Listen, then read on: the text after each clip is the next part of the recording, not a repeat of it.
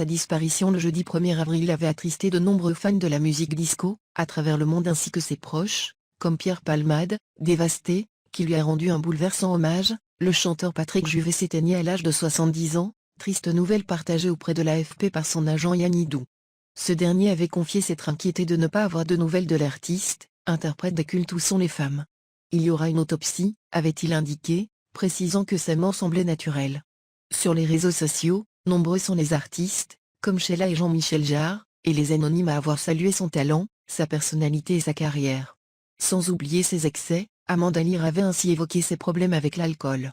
Mais, selon Michel Alliet, son ami et producteur de la tournée Âge tendre, le chanteur, qui avait vécu une histoire d'amour mouvementée avec l'actrice américaine Melanie Griffith, se serait laissé simplement mourir de désespoir face à la crise sanitaire actuelle. Patrick Juvet est mort d'une insuffisance cardiaque à l'âge de 70 ans, selon les premiers éléments de son autopsie transmis le mercredi 7 avril à l'AFP. Patrick Juvet serait toutefois mort des suites d'un arrêt cardiaque. Et ce lundi 12 février, une nouvelle dépêche de l'AFP vient finalement confirmer ces observations. C'est une insuffisance cardiaque qui l'a emporté selon l'autopsie réalisée, information partagée par la famille de l'artiste. Une crémation se tiendra prochainement dans l'intimité familiale en Espagne, où l'icône des années disco avait élu domicile il y a plusieurs années. Les cendres du chanteur seront ensuite rapatriées en Suisse, son pays d'origine. La mort de Patrick Juvet a choqué l'ensemble de ses proches. Le chanteur n'avait aucun problème de santé apparent et a longtemps refusé de rédiger un testament. Il décidait il y a quelques années à aller chez le notaire.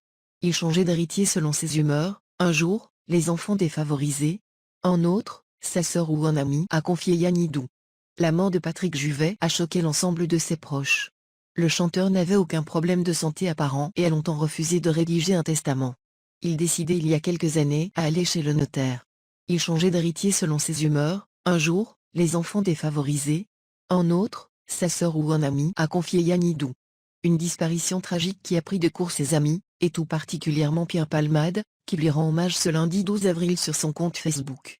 Nous étions tellement amis et mon chagrin tellement immense que je n'ai pas eu l'envie de le partager tout de suite sur les réseaux sociaux, révèle le comédien, qui tient à saluer ce premier prix de conservatoire de piano, ce mélodiste incroyable, à ce compositeur de chansons magnifiques, parmi lesquels le célèbre tube de Claude François, Le lundi au soleil. Et Pierre Palmade d'évoquer l'homme derrière l'artiste, un homme qui n'avait que faire des conventions et autres normes imposées par la société.